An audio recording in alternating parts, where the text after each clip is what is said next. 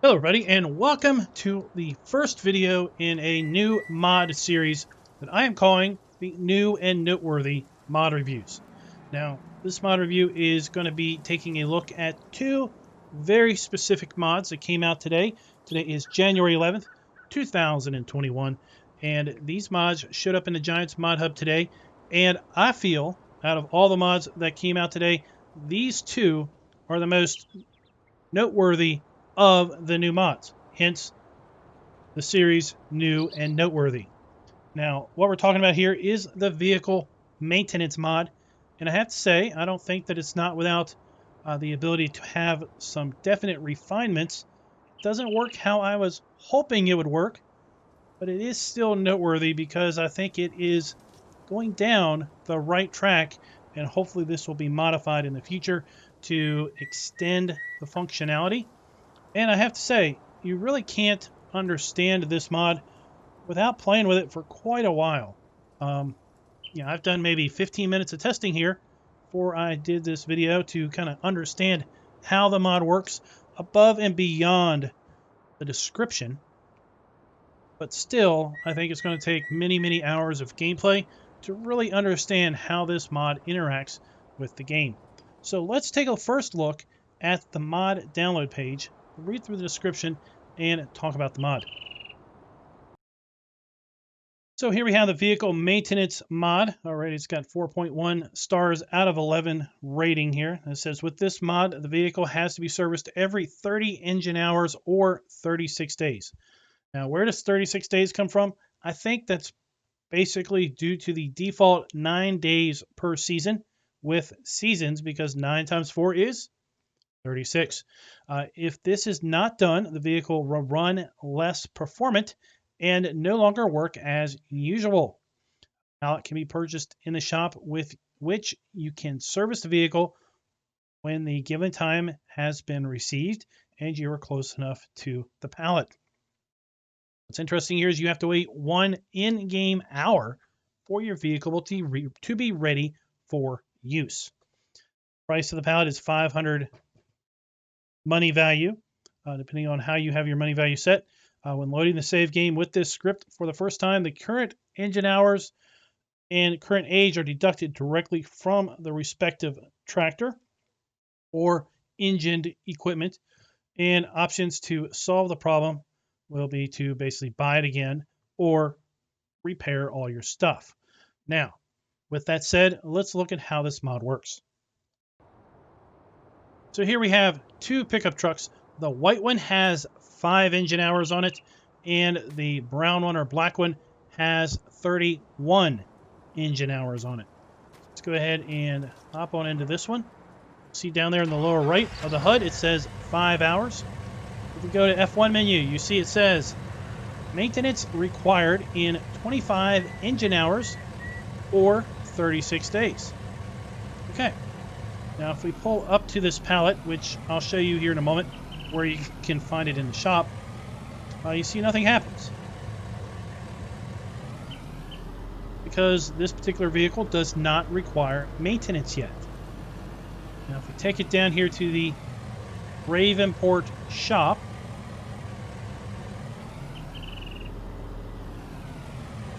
and check it out here, you're going to see that the repair option is grayed out. So I can't repair my vehicles anymore at the shop. Basically have to use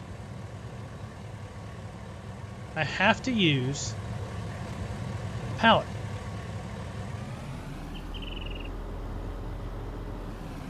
Now, I'm not overly keen on that, because as we're going to see here in a moment, the pallet does not charge you any money for the repair. Let's hop into this vehicle. See, it says 31 engine hours in the lower left or lower right, and the F1 menu says maintenance required. Now, if I pull up here to this pallet, we're going to basically get a new option, left control M, to service the vehicle. But I'm not going to do that yet. Now, It said that the truck would not perform as well. I'm not really sure what that entails. Maybe it's got lower horsepower. Maybe acceleration is down. Maybe it would periodically cut off. Like I said, ultimately it's going to require a lot more gameplay than just a few minutes of testing to understand that. Now, if we go here, once again, it says repair is grayed out. What also is interesting is the condition is full. And you may have noticed that here when we are in the vehicle, the HUD shows that our maintenance bar is full. So I'm not really sure what's going on with that, if that's intended. Again, this is going to require many hours of gameplay to really understand kind of the intricacies of this mod. But the initial look at it is that it's going in the right way, but maybe not quite fully baked. At least how I'm thinking about it. Now, if we pull up here to the palette, we go left Control M. Okay. Our engine cut off. It says maintenance complete in 60 minutes on the F1 menu. We try to start the engine.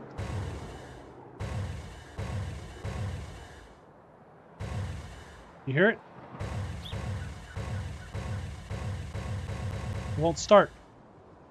Now, if we bump up the clock, okay, now we're at 120 speed, you'll see that that timer is ticking down quite rapidly. So it is 1 hour of in-game time per vehicle. Okay.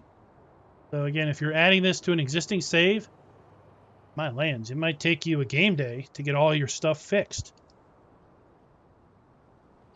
But it doesn't give you, it doesn't charge you. It's all free. All right, so there we go. So we've now maintained our engine. Once it gets started, it says maintenance required in 30 hours, engine hours, or 36 game days. Okay. Now, if we come back here and we use the easy dev controls, and I add another 30 hours to this vehicle,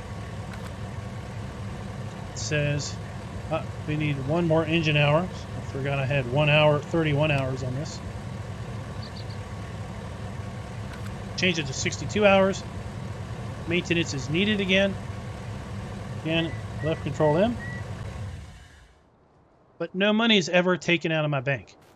So this is like free maintenance. So where do I think this mod stands? I think this mod is a step in the right direction. I don't think it's really the way I want it to be or the way I'm hoping it to be. It should cost you money to maintain your stuff. I mean, at a minimum, you got to buy your oil filter, your fuel filters, your transmission filters, your transmission fluid, your brake pads. There's stuff to buy, but this is free. Also, it doesn't look like this works for implements. Base game, you got to maintain your implements, your headers, your seeders, your plows, your cultivators. It doesn't look like this works for anything that is not an engine, not powered. And the fact that it disables seems to disable, although I did have an instance where it didn't seem to work that way. Over here we have a telehandler. Okay, it's got 29.5 engine hours on it, so we can't quite repair it.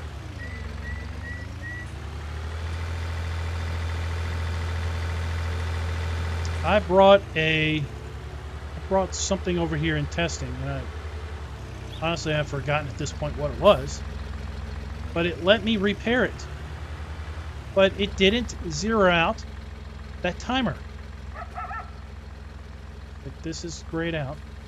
Okay, this is leased because it says return. Let's go and add 32 hours. Okay, so now it needs maintenance on a leased piece of equipment. So I'm worried that since it seems to disable, for the most part, the maintenance trigger, the base game maintenance trigger, so the maintenance trailers, maintenance placeables, workshops, everything that basically uses the base game maintenance function, this thing seems to disable. So if it disables that, and you can't repair implements, doesn't seem like you can repair implements. I tried to add hours to something and it just wouldn't work. And the fact that it doesn't charge you, I really wish it should charge you money. The gauge isn't going down. Maybe that's not going down just because of how I'm doing things. Quite possibly. So left Control M. Now it's being maintained. And again, another 60 hours. So let's take a look at where we can buy this pallet. So we have to go to pallets, objects and pallets, and then it's going to be here. Servicing pallet, $500. So that's it. You put this mod in, you buy this pallet for 500 bucks. You put it somewhere where it's handy, and then you service your vehicles every 30 hours or 36 game days, but you service them for free. What would I like to see changed on this mod? 1, I'd like to see it cost money. 2, I would like to see it work with the base game maintenance triggers. So we've got really awesome maintenance placeables. We've got awesome maintenance trailers. This mod negates all of those. I'd like to see it work with all of those. Yeah, so those are the kind of things that I'd like to see added to this mod. But still, I think it is new and noteworthy, and thus forth, it is in this series. Now, the next mod we're going to take a look at is real seed usage. So here we have the web page for real seed usage, and this mod is noteworthy because I think it is a step in the right direction. But just like the other mod, I think it's not quite fully there. And this is why. First off, you see the crops it affects: wheat, barley, oat, canola, sunflower, soybean, maize, potato, and sugar beet. So we seem to be missing out of that description a few base game crops. So you remember, base game, we are talking about also having cotton, oilseed radish, poplar, grass, and sugarcane. I didn't see grass, sugarcane, poplar, oilseed, or cotton on that website. Now, just to give the benefit of the doubt, let me just look in the mod super fast. Should have thought about doing that before I started this video, but anyway, through the power of editing, we're going to take a look at this mod super fast and just see if there are contingencies for those other crops just not listed. And through the miracle of editing, you can see that they are not factored at all. So, like I said, this mod is missing some base game crops. Would really like to see this mod updated to reflect cotton, oilseed, poplar, grass, and sugarcane. I think it's a step in the right direction because these values are different from the base game. And I'll be putting up a graphic here in edit to show you what the base game values are.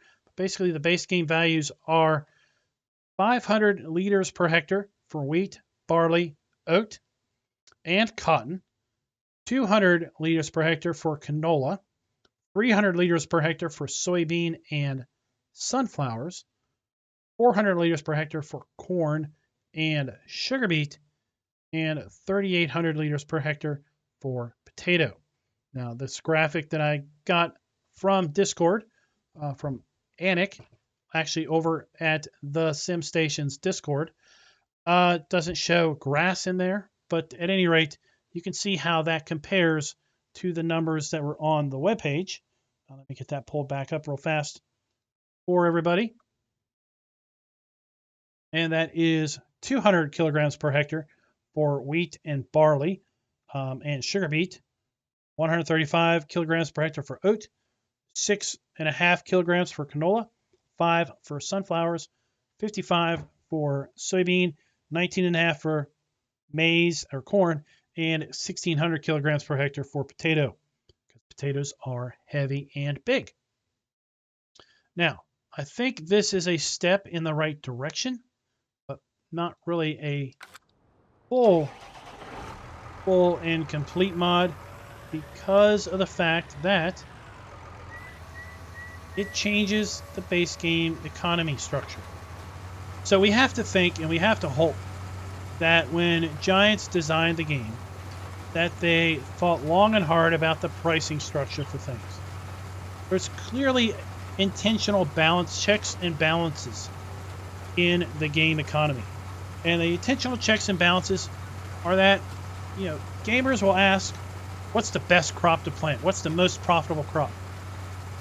Well, quite frankly, most of the crops are about the same profit factor because, for example, soybeans has a high sell price, but a fairly low yield rate. So you can sell soybeans for a high dollar value, but you don't get a lot. So therefore, it all works out. Wheat and barley, modest selling prices, but you get a decent amount of crop. Now, wheat and barley, you also get straw, which is an added value to the crop, and you can often double the amount of money you make by selling straw. But you factor in that they've deliberately leveled the playing field for crops to selling price and yield rates. They have probably paid attention to the seed price for these products.